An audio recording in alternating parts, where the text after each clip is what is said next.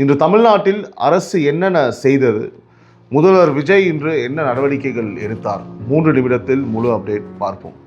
உறவுகளால் நான், உறவுகளுக்காக நான், உங்கள் சிபி நவீன். அனைவருக்கும் வணக்கம். இது ஜனநாயக நியூஸின் சிஎம் டுடே. முதலில் மருத்துவம் மற்றும் மக்கள் நல்வாழ்வுத்துறை செயல்பாடுகள் குறித்து இன்று தலைமை செயலகத்தில் உயர்மட்ட ஆய்வுக் கூட்டம் நடைபெற்றுள்ளது. அரசு மருத்துவமனைகள், மருத்துவ சேவைகள், மக்கள் நலத்திட்டங்கள், மருத்துவ கட்டமைப்பு மேம்பாடுகள் குறித்து நமது முதலமைச்சர் அதிகாரிகளுடன் விரிவான ஆலோசனை நடத்தியுள்ளார்.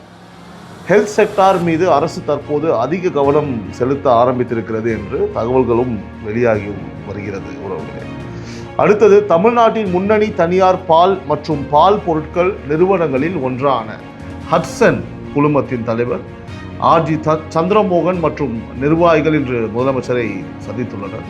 தமிழ்நாட்டில் உணவு மற்றும் பால் பொருட்கள் துறையில் புதிய விரிவாக்கம் வருமா என்ற எதிர்பார்ப்பும் தற்போது உருவாகியுள்ளது. அதே நேரத்தில் ஜப்பானிய பன்னாட்டு நிறுவனமான மினிபா மிட்சுமி நிறுவனத்தின் தலைவர் மற்றும் உயர்மட்ட நிர்வாகிகளும் இன்று முதலமைச்சரை சந்தித்துள்ளனர்.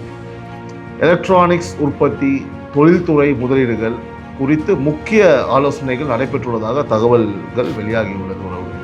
தமிழ்நாட்டை குளோபல் மேனுஃபேக்சரிங் ஹப்பாக மாற்றும் முயற்சியில் அரசு தொடர்ந்து ஃபோக்கஸ் பண்ணி கொண்டிருக்கிறதா என்ற கேள்வியும் தற்போது எழுந்திருக்கிறது. மேலும் மாற்று பாலினத்தோர் உரிமைகள் ஆர்வலர்கள் மற்றும் சமூக நீதி அமைப்பின் பிரதிநிதிகளும் இன்று முதலமைச்சரை சந்தித்து கலந்துரையாடியுள்ளனர். டிரான்ஸ் ரைட்ஸ், சமூக நீதி, அலுவல் தன்மை, உரிமைகள் போன்ற விஷயங்கள் இதில் முக்கியமாக பேசப்பட்டதாக தகவல்கள் வெளியாகியுள்ளது. இதே நேரத்தில் அப்போலோ ஹாஸ்பிட்டல்ஸ் நிர்வாகிகளும் இன்று முதலமைச்சரை சந்தித்துள்ளனர். தனியார் மருத்துவத்துறை மற்றும் அட்வான்ஸ் ஹெல்த் கேர் இன்ஃப்ராஸ்ட்ரக்சர்ஸ் குறித்து இதில் ஆலோசிக்கப்பட்டிருக்கலாம் என்ற தகவல்கள் அரசியல் மற்றும் தொழில் வட்டாரங்களில் பேசப்படுகிறது.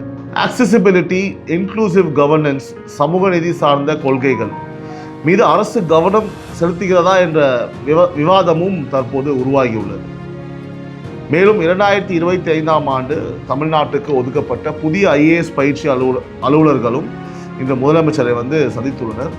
புதிய நிர்வாக அமைப்பை உருவாக்கும் முயற்சியில் அரசு ஆக்டிவாக செயல்படுகிறது என்ற சிக்னலாக தான் இதை நம்ம சிலர் இதை பார்க்க ஆரம்பிச்சிருக்காங்க. உறவுகளே, இதுதான் இன்று தமிழ்நாடு அரசின் முக்கிய அப்டேட்ஸ். நாளை இரவு 9 மணிக்கு சிஎம் டுடேயில் சந்திப்போம்.